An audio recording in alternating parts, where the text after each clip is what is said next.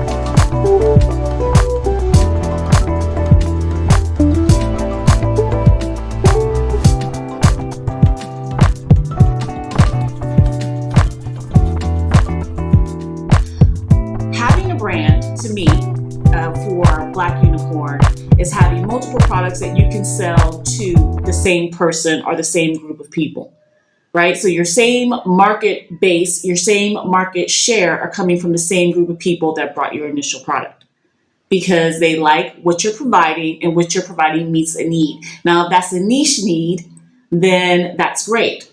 For instance, somebody is looking for a natural-based product with no synthetic products in it that is shea butter-based and can be a sunscreen and waterproof.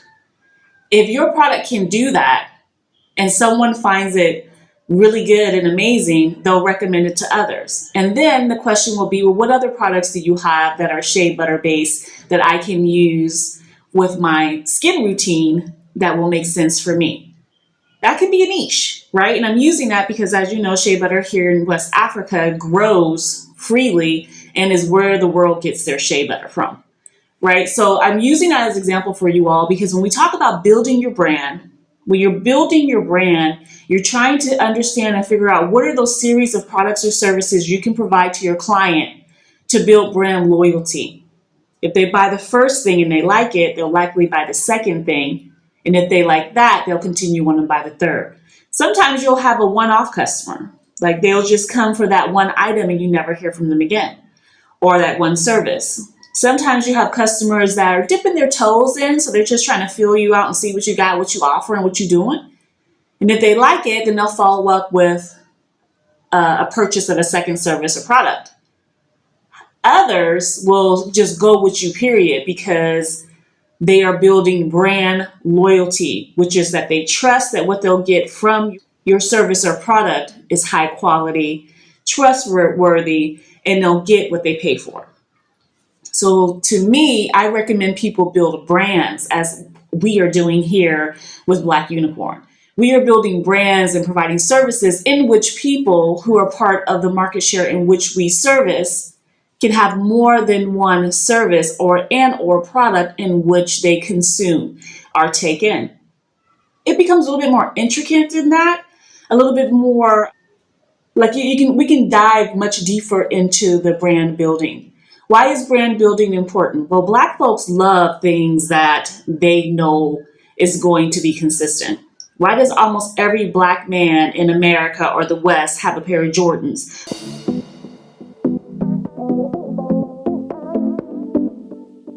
Registration. One of the things that Kalea has been teaching us about is the importance of solving a problem. So what problem specifically are you solving in Ghana? I actually, in the health space, I'm establishing the first of its kind. So I realized that we have endocrinologists, we have urologists, we have these medical concerns here, but nobody specializes in hormonal replacement therapy. And so one of the reasons why we joined the BlackUnicorn Business Blueprint is because, number one, we've always wanted to visit Ghana, specifically because of the year of return, but also because we've always had a curiosity and interest in learning how to do business and conduct business properly on the continent, and more specifically Ghana. And so this program is a great start for us. Are Air Force Ones.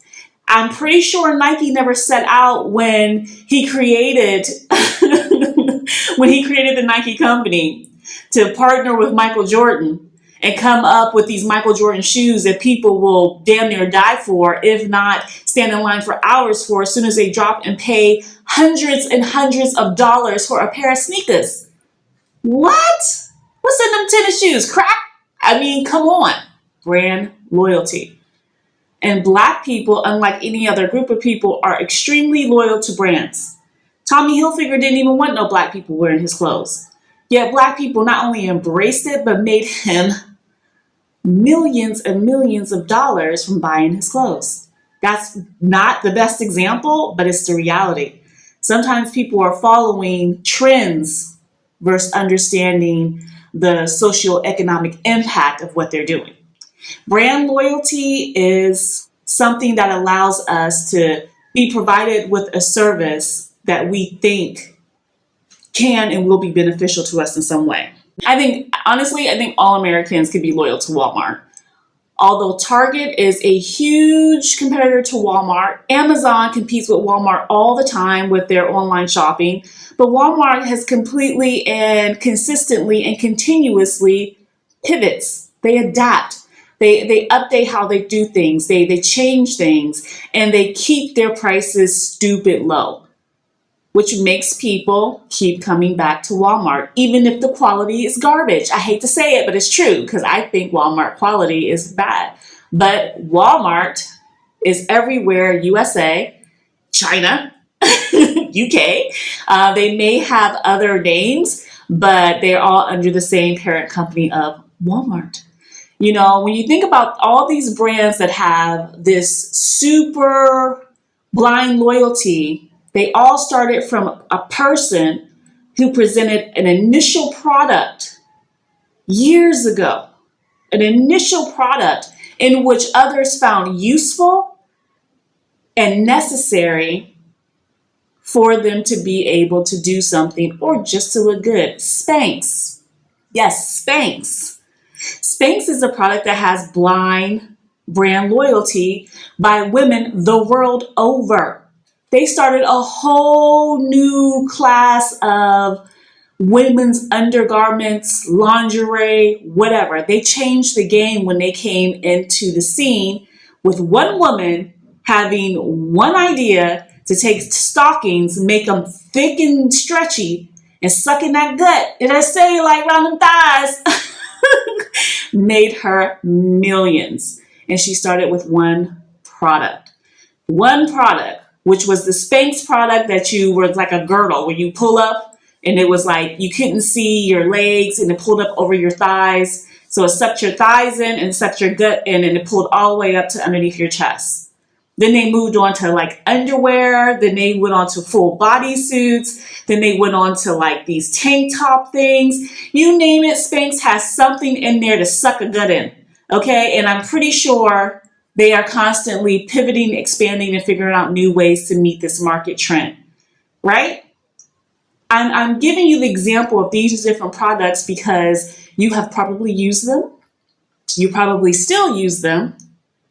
And you probably will continue to use them no matter who created that brand, no matter what race that person was, what ethnic or religious background they came from, you still use it.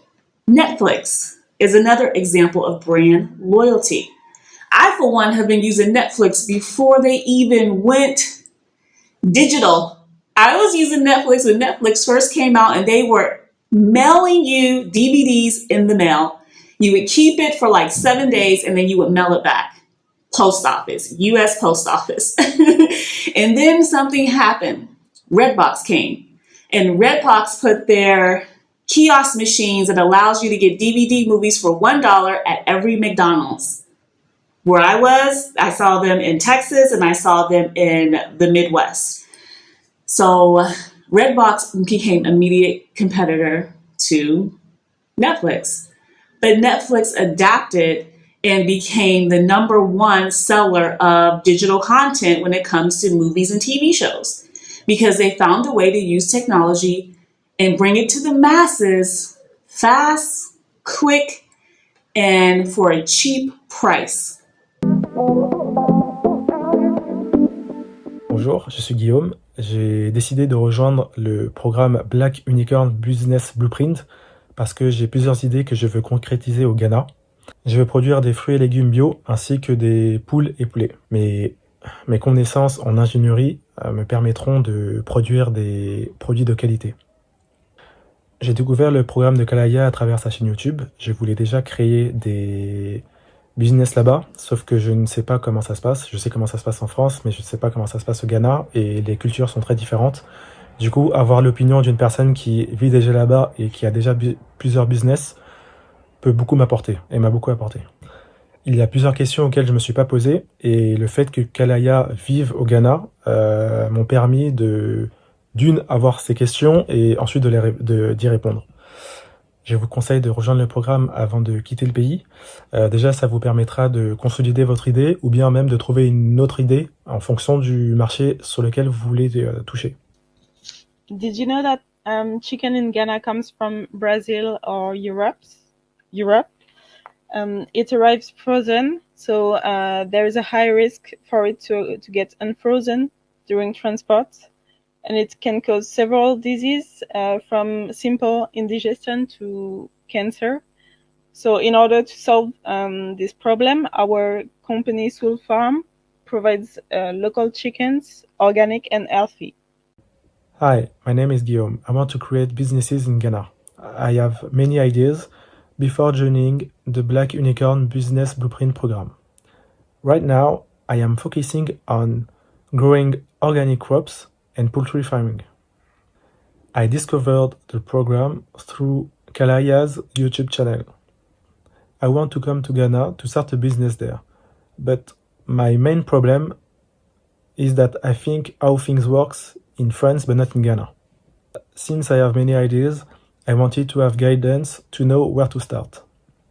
Kalaya has experience on the ground because she lives in Ghana and she has already a business there. There were some questions I didn't think about at first. The program is useful because I have an opinion from someone living there. Thanks to this program, I gathered information on cultural differences between France and Ghana.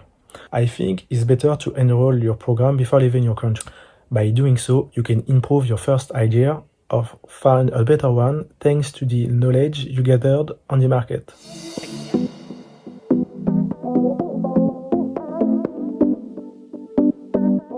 And they have gotten brand loyalty across the board.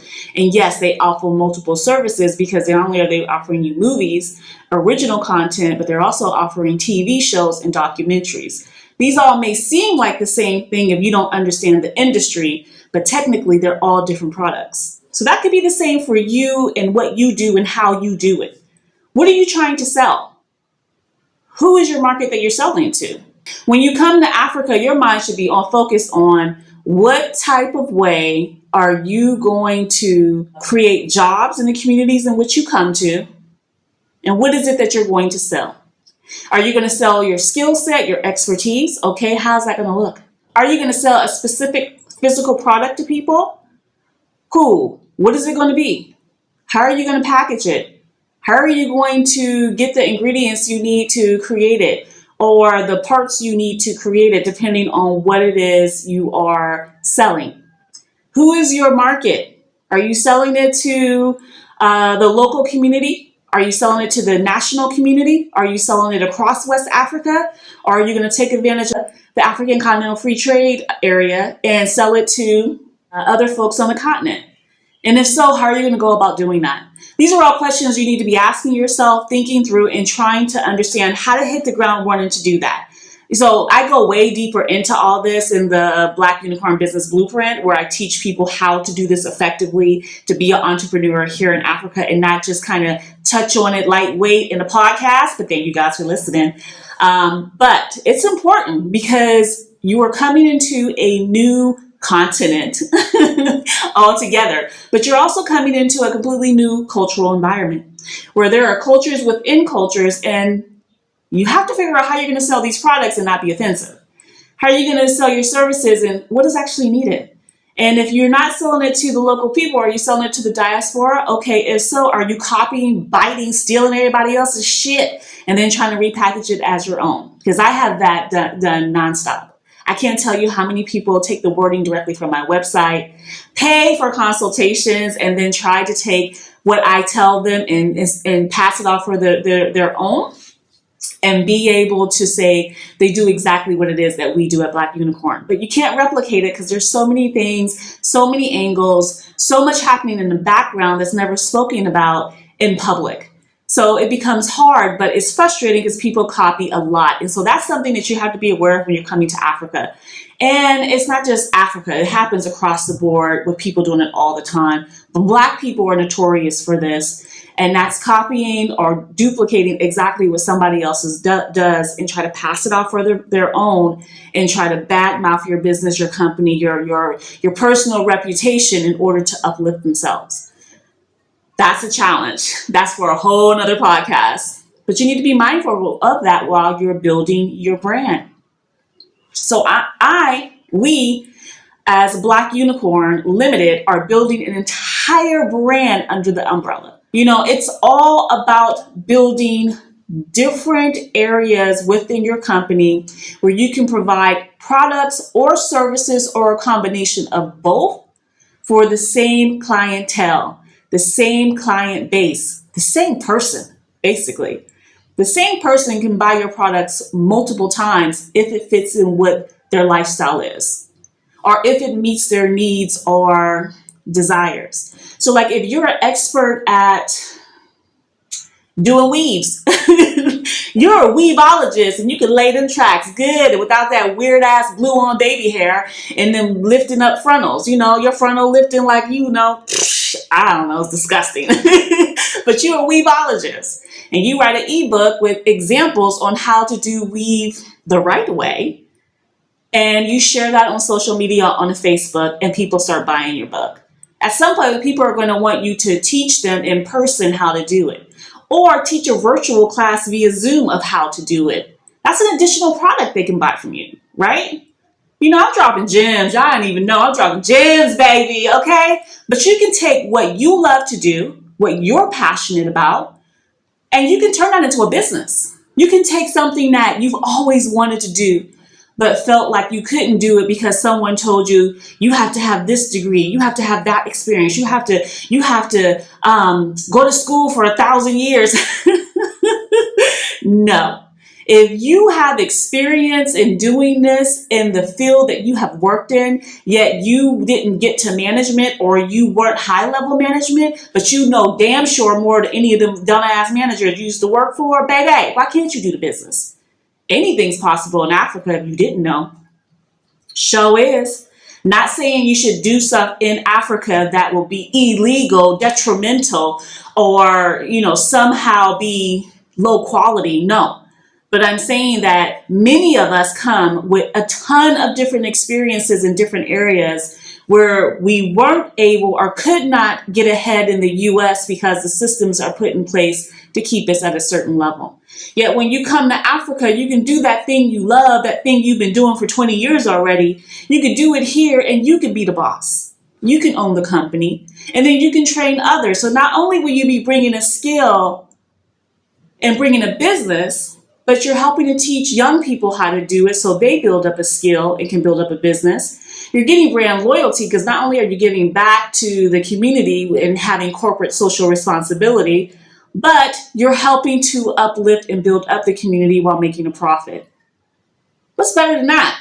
I don't know. I don't know what's better than that. I'm all about social responsibility and having a social impact on the communities in which you live, in which you do business. Because especially in a country like Ghana where it's developing, we should all be trying to come here and do things. Not only are we creating jobs, but we should be trying to do things that help to uplift the community in which we live or the community in which we are doing business. And it doesn't have to be all done at one time, but over time. Because when you do that, it turns around and becomes a cycle of service. And folks learn what service is and learn to help each other instead of competing against each other like crabs in a barrel. There's nothing wrong with healthy competition. But I personally believe there is something wrong with stealing other people's ideas and stealing other people's method in doing things and not having a creative thought of your own. So when we talk about brand loyalty and building your brand, I bring in these examples because as you do things, as you create products and services, your idea and your mindset should be broader than immediate gratification or immediate return on investment. Because if you're looking for immediate return on investment, okay, you might get that, but you won't have a company that will last the long run. You just won't. Companies drop off after the second year, after the fifth year. Most companies die. They truly do. People either have to start something fresh and new, or they give up and work for people again, or people just officially retire and I got enough money, I'm good, right? But I do this podcast and I do what I do to try to make sure those of you who are coming from the diaspora coming here, especially those of you who are coming here without family, friends, and networks, you have some idea of how things work as you're building friendships, as you're building a new network, and as you're getting things together so that you can be successful when you start your business in Ghana. Or hell, when you start your business in Africa, period, because a lot of things I'm telling you is going to be applicable across the continent, especially here in West Africa. So when I tell you guys, and I'm talking about building brand loyalty or building your brand, in order to build your brand, you have to build up some loyalty. People have to have a level of trust for who you are as a person. And Black folks are some of the most distrusting people when it comes to other Black people. If you got a white face or a non-Black face, yeah, they'll trust you in a minute. But we have been so conditioned in our conditioning to believe that we are each other's enemy that we doubt each other out the gate. Now, does that mean it's impossible? Absolutely not. But what it does mean is do not pigeonhole yourself into only servicing or dealing with Black folk. Deal with everybody. Everybody that has that same need, concern, desire of what you're selling or what the services you're providing, provide it to everybody. You know what I mean? No, there's no problem with that because at the end of the day, you're trying to build brand loyalty so that you can have more than one product or service so you can get to your first million. Or so you can just get to a profitable business that can build revenue. And who knows, some of you might do this in a way that you're able to exit out after a year or 2 years because somebody bought you out for several $1 million. There's so many examples of that, but they're typically white boys, but not always. Not always. You have Black women doing this. You have Black men doing this from across the diaspora and even here in Africa. So quite frankly, anything is possible in Ghana. Anything is possible in Africa if you're willing to work for it, if you're willing to understand who your market is, what is the problem that you're solving, and how can your service or product solve that and provide a solution for those who are looking for a solution for their problem. That's how you start building your brand, and more importantly, building loyalty to your brand. It's hard though, y'all. You'll hear in Ghana all the time, nothing in Ghana is easy. It's not easy, oh, it's not easy. No, life ain't easy. If life was easy, nobody would be trying to hustle, grind, work. And when it comes to being your own boss, hustle, grind, work is what you have to do on a regular. Hell, doing these podcasts for me, I just be like, is anybody listening? Does anybody care? But you know what? One person cares, 2 person cares, 3 persons care, and they're adding up more and more and more. That's why you guys are following me dropping the episodes immediately every Friday on Patreon. So thank you guys. I appreciate you so much. And that's why I push myself to get these done. The podcast thing is also a way in which I share my brand with you all. So you probably initially saw me talking about the podcast and BlackUnicorn on my YouTube channel or on my Instagram page. And then you decided to come over and see the podcast and pay for it on Patreon. That's building a brand. That's building loyalty. So I hope that you guys take the most out of this. I hope that you see and understand that you can do whatever you want to do. Don't copy my shit though, yo. But do whatever you want to do that works well for you, because anything is possible in Africa. Anything is possible in Ghana. We are in 2021. You have survived a pandemic. We are still breathing. We are still pushing through, and we gonna make it happen, baby. We gonna make it happen. I can't wait to hear from you guys as you start building your businesses here in Africa, especially here in Ghana, and reaching out and letting me know what's popping. Yeah, I love to hear that. Okay, guys, thank you so much for joining me, Kalea Taylor, on the Clutch Your Pearl Show, coming to you live from Accra, Ghana. I hope you enjoyed episode 7, which was building brands. I'll be back to you next Friday to talk about episode 8. Thanks, guys.